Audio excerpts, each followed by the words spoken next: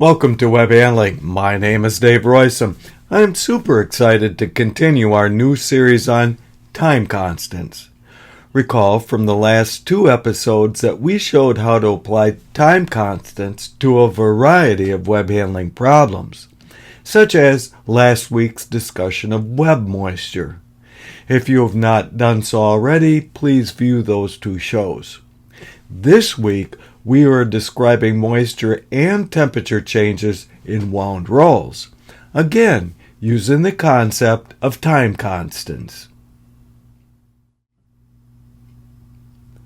There are several types of problems that can be modeled using the same time constant concept as well as fixed law equations for those who wish to go further and to do prediction.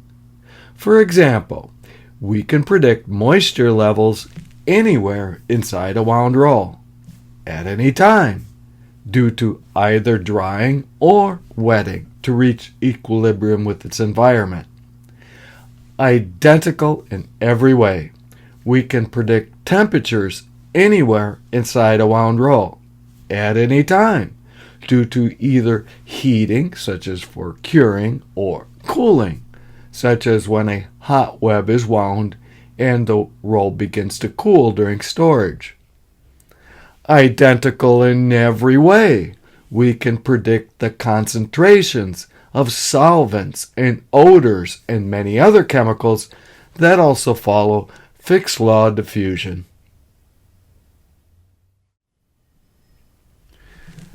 Recall from the first episode in this series that we needed to know a few things. For example, the starting and ending conditions.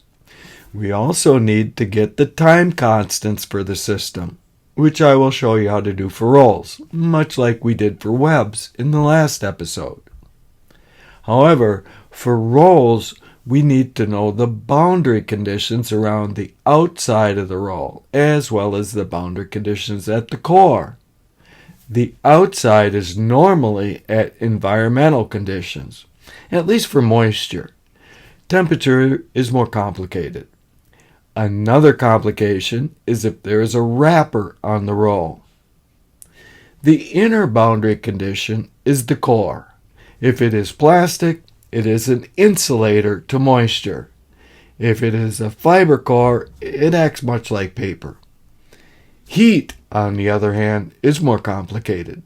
Let me just say that the complications are not so much in the modeling, but rather certain properties such as the convective heat transfer coefficient that may not be super easy to get. Modeling, on the other hand, is actually quite easy for those who have had any finite element or finite difference classes. You can easily write your own code. However, there's no need. It's already done for you as a beautiful, simple, and free internet app, the Roll Diffusion Calculator by Abbott App. It is based on my pioneering work below. The gorgeous Roll Diffusion Calculator calculates the moisture or temperature at any position in the roll and displays it as temperature contours and as temperature versus time at 3 different radii in the roll. Click on the user's manual for further explanation and guidance. Here we show the temperature or moisture contours inside a section of the roll at various time constants. As is traditional with modeling, only the top half of the roll is shown because the bottom half is the identical mirror image.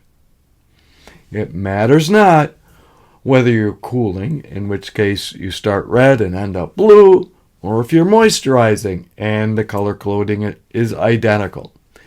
For heating or drying, merely flip the color gradient.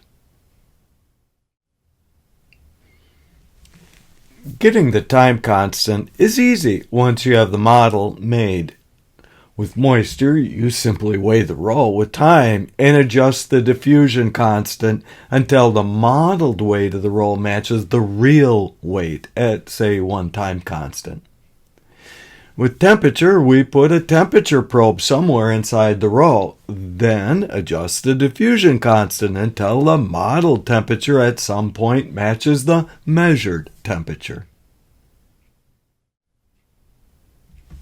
I hope you are seeing the potential of this approach to solve, or at least understand, changes in a wound roll. This idea of time constants and modeling can predict many types of physical processes, such as temperature, moisture, and smell, and can predict results for geometries and boundary conditions well beyond the one measured case that you need.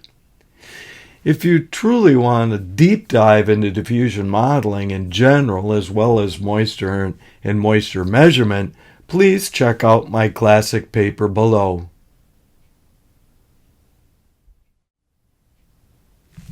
I hope you've enjoyed this overview of moisture and temperature changes in a wound roll.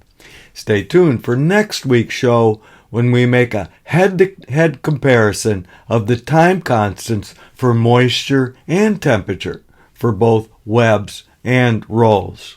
Even though the physics are identical, the timescales are quite different.